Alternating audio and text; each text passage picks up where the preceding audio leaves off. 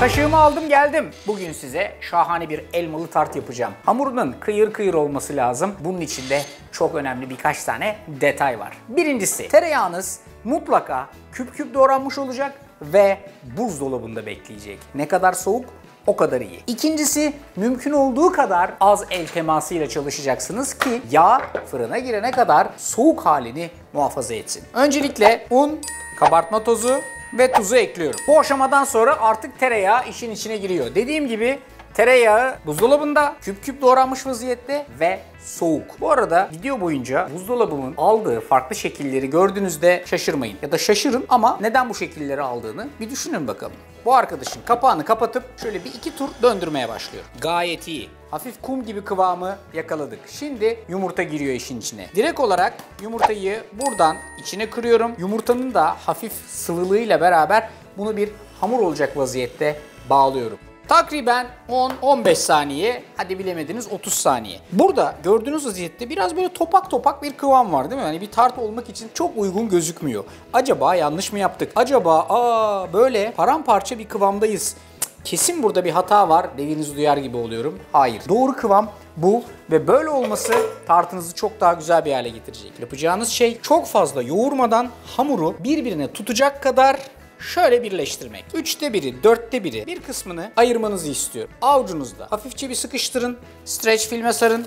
Şurada dursun. Bunu üstü için kullanacağız. Bir püf noktası vereceğim size. Az sonra hala küçük küçük tereyağı dokunuşlarını görebiliyorum. Bunlar pişerken patlaya patlaya pişmesini sağlayacak. Bu arkadaşı da aynı şekilde bir streç filmin içine sarıyorum. Hamurların ilk etap işi tamam. Her hamur bir parça dinlenmeyi hak eder. Benim hamurlarım da boş Vario Style'da dinleniyor. Kırmızıda dinleniyor. Kırmızıda dinlenmek ne demek ya falan? Aslında bu kapak kırmızı. Ama bu kapağın farklı renkleri var. İsterseniz mutfağınıza göre böyle dekorasyonda mavi yapabilirsiniz. Parlak fosforik tonları severseniz ona da alternatifler var. İsterseniz kapağını değiştirin ve mutfağınıza uygun hale getirin. Ben kırmızı başladım. Ruh halime göre herhalde maviye dönerim diye düşünüyorum. Tereyağı hafif bir kendini toplayacak. 10 dakika dinlense bu iş tamam. O sırada biz iç harcını hazırlayalım. 4 adet ince rendelenmiş elmayı tavaya alıyorum. Elmalar hafifçe yumuşayınca 1 bardak toz şeker, hafiften eriyip karamelize olduğu an itibariyle tarçın ve ince kıyılmış cevizi ekliyorum. Her şeyi güzelce karıştırıyorum ve iç harç hala hafif nemli bir vaziyetteyken ocaktan alıp soğusun diye bir tabağa çıkartıyorum. Tekrardan tart hamurumla ilgilenebilirim.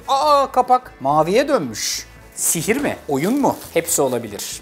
Boşla her şey mümkün. En güzeli evde derken bundan bahsediyordum işte. Kapağın da en güzeli, rengin cümbüşün de en güzeli. Şimdi bakınız, hep beraber bu hamura geri dönelim. Kolay çalışmak istiyorsanız bir tane fırın kağıdı alacaksınız ve tezgahın üstüne şöyle sereceksiniz. Sonra bu hamurunuzu şöyle elinizde, zaten soğuk ya, hafif bir derli toplu bir hale getireceksiniz. Bunun üstüne koyacaksınız. Bir kağıt daha üstüne.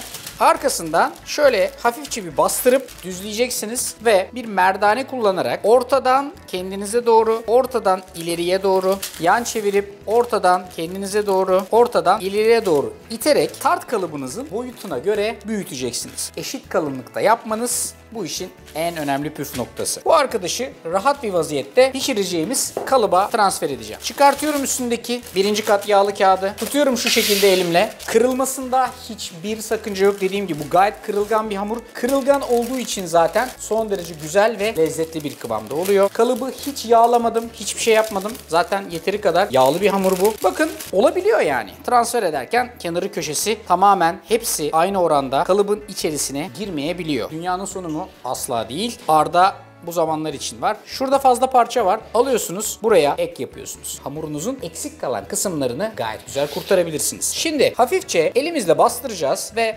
eğer tabanında bir yamukluk, bir eksiklik, açıklık varsa şu an bunu kapatmak için en doğru zamandır. Herhangi bir bıçak alabilirsiniz. Bıçağın tersini kullanarak, ben öyle seviyorum, şu kenarındaki var olan fazla kısımları kalıptan ayırın. Kör pişirme nedir? Nedir kör pişirme Berşah Hanım? Yok artık o kadarcık mı anladım? Mete, kör pişirme nedir? Gözleri bağlayıp yapıyorsun işte. Mesela bu da farklı bir açı. Muhammed, ben senden doğru cevap gelecek diye tahmin ediyorum. Yok artık. Oh oh, herkes işkembeyi Kübra'dan attı. Kör pişirme dediğimiz şey şu arkadaşlar. Bu tartın tabanı içerisine bir şey koyduğunuz an itibariyle ıslanacak ve ne kadar pişirirsiniz pişirin pişirmeyecek. Kör pişirme bu tartın tabanını önce kendi başına her şeyden bağımsız vaziyette pişirmenin adıdır. 2 tura ihtiyacımız var. Birinci kör pişirmede şu kenar bölümünü muhafaza edecek vaziyette pişireceğiz. İkinci kör pişirmede tabanını tamamen pişirecek vaziyette. Bu işlemler önemli. Bunu yapmazsanız tartınız çok da güzel olmayacaktır. Dikkat ettiyseniz çatalımla buna böyle küçük küçük delikler açtım. Bu delikler kabarmasını engelleyecek. Şimdi bir fırın kağıdı alıyorsunuz. Tartınızı çok zedelemeden tabana yerleştiriyorsunuz. Arkasından fırına girmeye uygun bakliyat olabilir. Bu tip işler için mutfak malzemecilerinde satılan küçük taşlar ve benzeri şeyler olabilir. Üstüne ağırlık yapsın diye böyle seriyorsunuz. Bu üstteki ağırlık tabanın şişmesini engelleyecek ama fırında şu kenarlar hafiften ilk tur pişecek. Ne kadar? Aşağı yukarı 180 dereceye önceden ısıtılmış fırında ilk kör pişirme 10 dakika. Attım. Bir çay koyup geliyorum.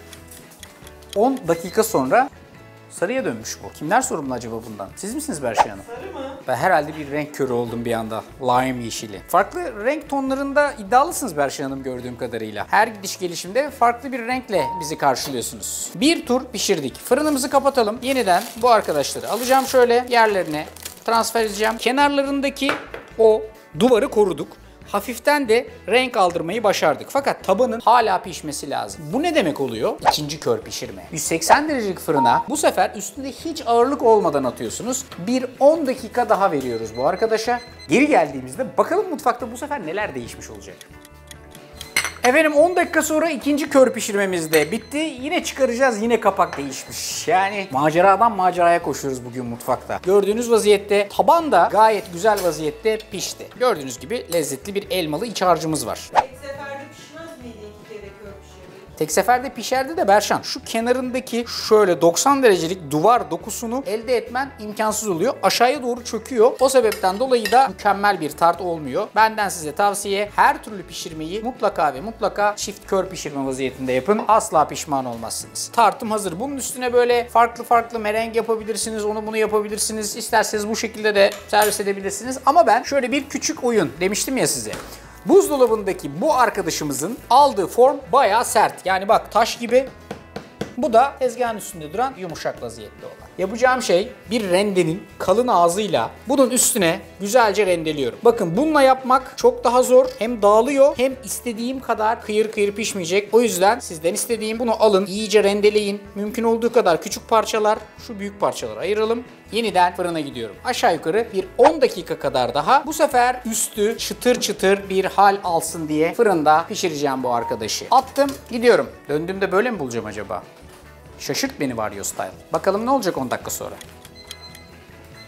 Fırındaki arkadaş ben tamamım diyor. Bu da valla Reels videoları gibi Instagram'daki. Her gittiğinizde hop kıyafet değiştiriyor, renk değiştiriyor. Şimdi de siyah olmuş Berşan Hanım. Evet, favori renginiz hangisi?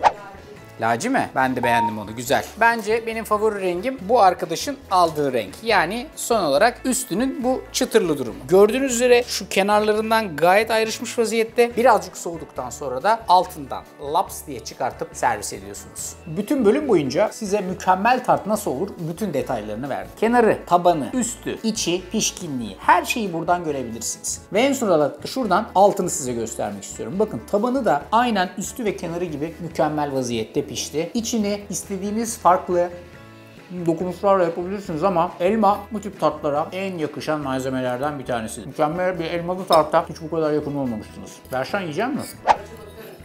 Üstüne kapak yapayım mı farklı bir renkle, ister misin? Ne renk olsun? Afiyet olsun.